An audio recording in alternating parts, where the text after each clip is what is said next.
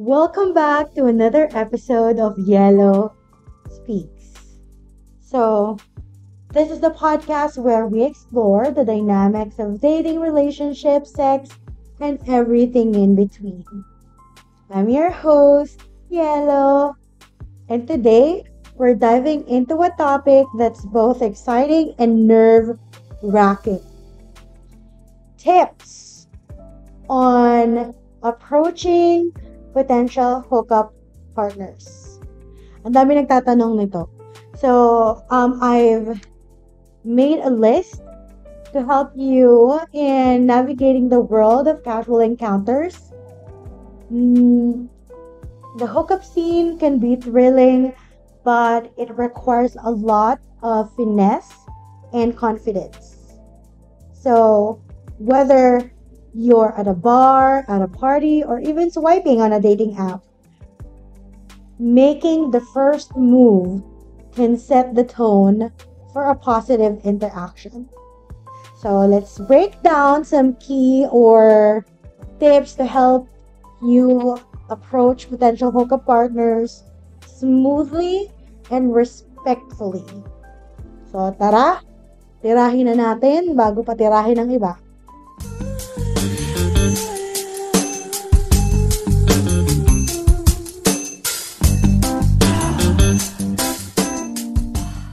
First, I think would be being confident. Being confident, not cocky. Confidence is attractive, but there's a fine line between confidence and arrogance. Approach your potential partner with a genuine smile and maintain good eye contact. Para sa akin, ewan na, pero if in person, syempre, mas maganda yung nakangiti ka pag lumapit ka dun sa tao, and you would express genuine interest kung you can maintain eye contact with that person. So, if in person, di ba, make sure that you maintain eye contact and smile, and remember that confidence is about being sure of yourself without putting others down. Pero kung online naman, I would suggest that you skip hi and hellos, but making sure that you are doing a genuine approach. Kasi hi and hellos are generic. You just have to be honest with your intention in a respectful way. Like, kamustahin mo naman muna. Wag yung pagka-chat mo, DTF agad or down to fuck agad yung chat mo. Be respectful. Give compliments kung ano yung una mong napansin sa kanya, kung bakit ka napaswipe right. Diba? Parang, okay, speaking of compliments, a well-placed compliment can break the ice, lalo na kung sa online dating. You can focus on something specific and sincere. Like hairstyle or a unique accessory na suot niya sa picture or suot niya nung na-meet mo siya that time. And avoid overly generic physical compliments that might come off as insincere. Kasi alam niyo na yung mga generic na tinutukoy ko, yung ang ganda mo, ang hot mo, mga ganon. Lagi na yan nakukuha. And sometimes people do not see that as respectful. Before making a move, be mindful of body language or signals. If someone seems disinterested or uncomfortable, you have to respect their space and move on. Okay? Consent and mutual interest are paramount, but baka mamaya kasi hindi na siya in the mood to talk, or pag nasa bar, di ba, hindi siya interested in meeting new people, baka kasama niya yung mga friends niya or gusto lang niyang mapag-isa, mapapansin mo naman yun sa kilos niya kapag hindi interesado yung tao. Or kung hindi ka man niya diretsong ma-reject, mapapansin mo yun sa kilos niya and sa gestures niya. Kung online naman yan, Huwag kang send agad ng dick pic or ng boob pic or ng nudes mo or other explicit photos without the consent ng kausap mo. Kasi baka mami, ayaw naman nila makita yon. Diba? Just don't. Don't. If gusto mo mag-send, you can ask them. Okay? You have to be a good listener as well. You can engage in a two-way conversation. Conversations are two-way. Ask open-ended questions and show genuine interest. Hindi ka makakakuha ng kalandian or ng karat mo kung ang reply mo palagi ay, ganun ba? Hehe. Sige. Diba? Ano sasagot dyan? Kung ano? Listening more than you talk can make the other person feel na you value, they feel valued and comfortable. At the same time, makakakuha ka pa ng mga pwede mong itanong to find common grounds or i-assess if interested siya.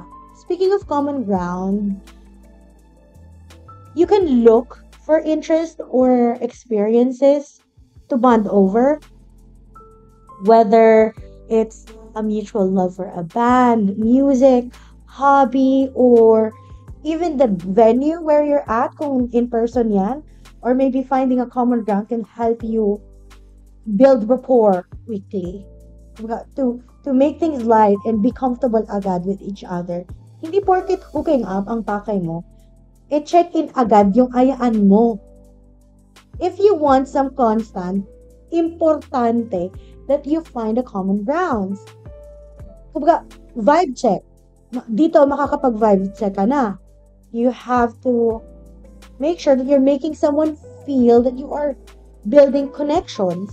Just be clear about your intentions. Ulitin ko, linawin mo kung papunta ba sa romantic relationship ang gusto mo o hook up lang talaga and no strings attached. Para alam din ng tao kung ano ina-expect niya sa paglapit-lapit mo or kung sa pakikipag-hook up mo. Kasi yung iba nakikipag-hook up to find relationship, which is odd. And I don't suggest. Anyway, you have to keep it light and fun. Casual encounters, hookup scenes are meant to be enjoyable. So keep the conversation light and playful. Avoid heavier controversial topics that could dampen the mood, like politics, religion, family problems. Kung di naman kayo close, huwag ka na muna mag-open ng issue sa buhay-buhay mo.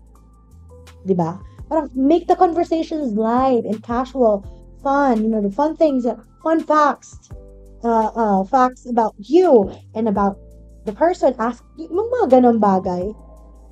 Also, ang daming nag-overlook neto, but you have to read the room. You have to pay attention to the setting and vibe. If you're in a loud club, keep your approach brief and to the point. Kasi, paspasan lang yung paghahanap pag sa bar. In a quieter settings, yung mga coffee shop, ganun, you can afford to be a bit more conversational.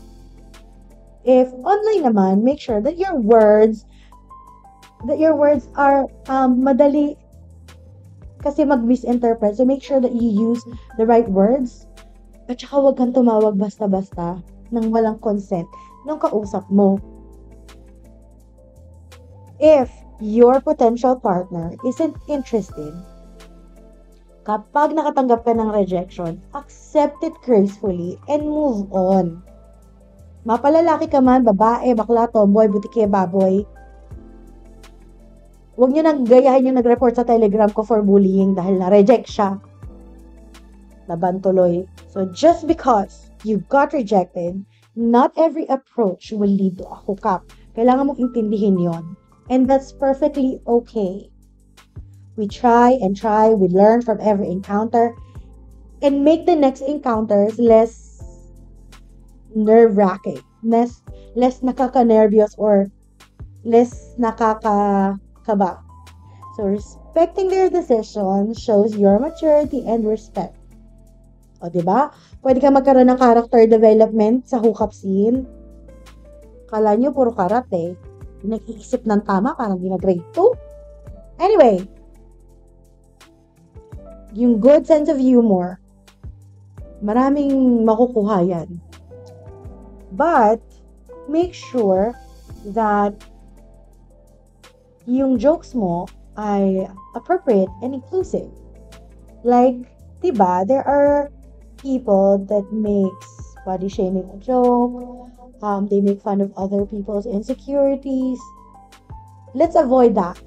Let's avoid anything that could be taken as offensive or insensitive. Lalo na if wala tayong alam dun sa tao na yun. Diba?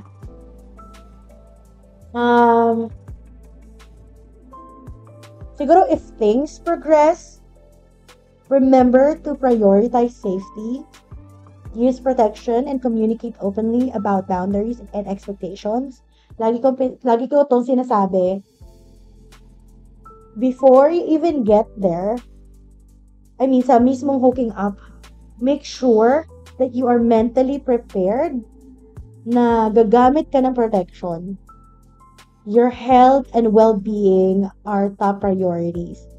We should ensure na yung potential partners natin ay safe din.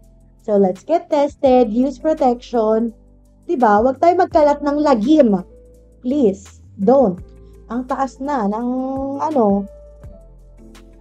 Anyway, so, if you're exchanging contact information, follow up appropriately. Follow up with a friendly message. Huwag kang mang-spam. Pag ayaw kang kausapin, silence is also a response. Do not call as much as possible kung walang permission ng tao. Keep it light and respectful, reflecting the tone of your initial interaction. Kaya importante na marunong ka magbasa. You have to read between the lines. Alam mo, kung dapat ka bang nagpa-follow up. Approaching a potential hookup partner can be fun and rewarding. It's an experience na when done with respect and consideration, talaga namang ma-enjoy mo. It's all about creating that positive and comfortable atmosphere for both parties. Please, let's be safe. Enjoy lang natin yan. And I think that's all for today's episode of Yellow Speaks. I hope these tips will help you and you facing your next encounter with confidence and ease. If you have any questions, stories to share, feel free to reach out sa Facebook page ko, sa Instagram, or dito sa comments. I will get through them one by one. Until next time, let's stay connected, be safe, and corrupt responsibly.